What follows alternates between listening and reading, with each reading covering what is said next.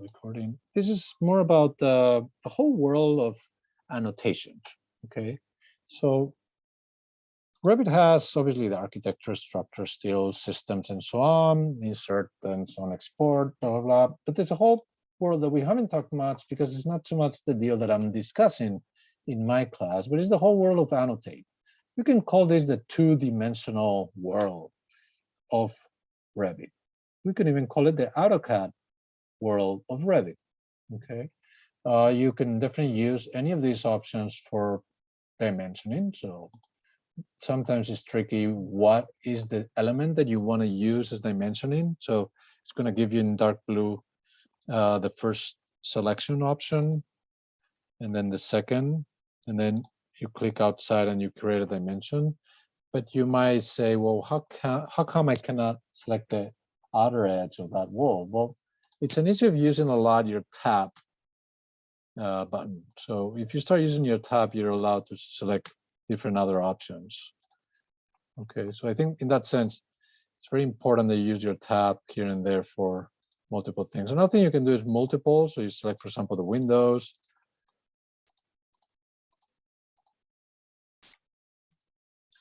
And there's a command. Once you place the many dimensions, you can say equal, which what it does is basically equalize the different elements. In this case, you can't because that will be changed in the windows, no? But if you have some other elements, like let's say a line here and another line here, and then I do dimension, tap to the edge here, here, and tap there, you always get this EQ parameter. This allows you to say equalize. And an EQ appears, and what it did is just move those lines so they're exactly at the particular distance from each other. It respects the same distance from each of the dimensions. No, that is good to use, not so much as a dimensioning tool, but more as a transforming the position of those lines, so you can change those positions automatically and in respects to their dimension. So now you can use those lines for other things, like you could place a window, or you could do something else in regards to that line. So dimensions are very, very important to work with. There are also ways to create dimensions by just selecting the wall and then clicking on the dimensional element, and then you create the dimension of that element. You can select the wall, or let's see if I do that, and then you can move and change the dimension. And what it does is transforms the object, in this case a wall, by transforming or modifying the dimension itself. So the dimensions are not just drafting techniques, it's also a way of modeling in a way. And I think in the example of your structural set of drawings for your other class was very useful as a technique. So dimensions are fundamental. You obviously have angular, linear, radial, and so on. The good thing about dimensions, as you can imagine, is that by changing the scales, the dimensions are changing adequately or in relation to that scale, which is great. It's not difficult at all. So any of the other elements, the spot elevations, if you have a section, for example, for an elevation, you can use those, and it marks you and gives you the height of the different elements. So if you don't know where, I don't know, this mullion of the curtain wall is, you can just mark it there and click. There you have like a nice dimension. These are great for sections and elevations to mark the height of a particular change of color, particular mullion, a particular element in an elevation, et cetera, et cetera. You can even have one for slopes. And then there's the detail elements. These are probably going to be explained or introduced to these things in more detail with your construction professors. But detail lines and all these elements are basically the AutoCAD stuff. The second you click detail line, you can create lines and drawings and stuff. You can change the type of line. So this reminds you probably more of the AutoCAD world. Hidden lines, et cetera, et cetera. Detail groups, this is basically a group. It has several lines together. Regions, this is pretty much the hatch. AutoCAD, revision clouds. You imagine what that is. That's mainly for construction documentation to tell somebody else that this is changing or has changed, et cetera, et cetera. Components, this is like groups as well that could be repeated in different ways. Insulation, so you can create your little installation. Now, all of these are two-dimensional. What does that mean? I'm creating all of these things only in this particular view, in the elevation east.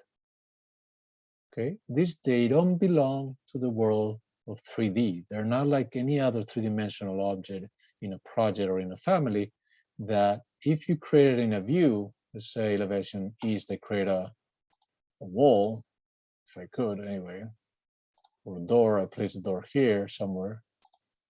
Okay, that door has been created in the project. So it's three-dimensional. I'm going to find it once I go to the 3D view. But any of the elements done from the Annotate world, this only belong to this particular view. If we go to the 3D, well, obviously those lines are not there. Well, not obviously, they're not there. They're only elevation east. It's drafting.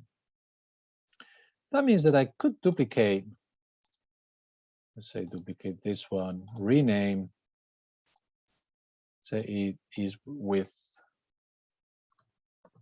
comments, okay, and then I could create other type of comments and stuff. I could do some elevations here and there, whatever, and I could do this and this and that, whatever it is, and they won't belong to any other view. So you could duplicate, triplicate any other view and create your own annotations, your own type of lines that support particular issues in that drawing, etc., etc. Now notice that now East has all this stuff. East with comments has another set of stuff. How can I duplicate and take that stuff from one place to another? So this is something I haven't talked about, is this duplicate view. You can duplicate, but you can also say with detailing. I normally don't talk about the as a dependent because it's not that interesting for us, but it's duplicate with detailing, duplicates the view with the two-dimensional elements.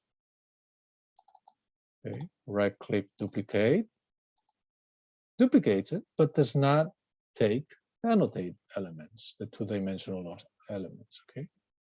So that's the difference. We've been doing this duplicate many times, but we didn't know exactly what they meant. So that's the difference between duplicate with detailing and not. By the way, that in the comments, I think the texts are very important. When you add a text as well, you can do many things with the text, such as add lines at their curve and annotate this and that. I know in Studio this is going to be something very common. You can eliminate that one. You can add more of a straight annotations and then mark these things hello, whatever it is. No, you can obviously copy these ones. You can add other elements in the other side and do your thing. And so you can move this thing and so on. So annotations are very easy to do with Revit. You can change. This is another family. Just instead of being a family of windows, it's a family of text. So you can change those. So they change the size of the text and so on. Okay. You have other tags. You can tag things directly. So when you tag, and this you will learn in construction. So I'm not going to go into that, but you can tag things, and they will come with a number. And these are very important for construction documentation, tagging particular things in a construction document. You can tag in different ways. You can annotate risers and treads. So this is a two-dimensional world. You will be introduced to color field, which is very important for legends of rooms and spaces. So you can get the square footage directly of a space, of a room, and all these things. Okay, this is, I know, something you'll be introduced later on, so it's not for me to to take care of. Okay, so this is the two-dimensional world, which is very important. And again, you could potentially not work in AutoCAD and use this, even though AutoCAD is probably a bit more intuitive and faster to use. And because your office is working AutoCAD, it's important that you know it. But you could have a potential substitution of AutoCAD in Revit within these annotate options. Okay.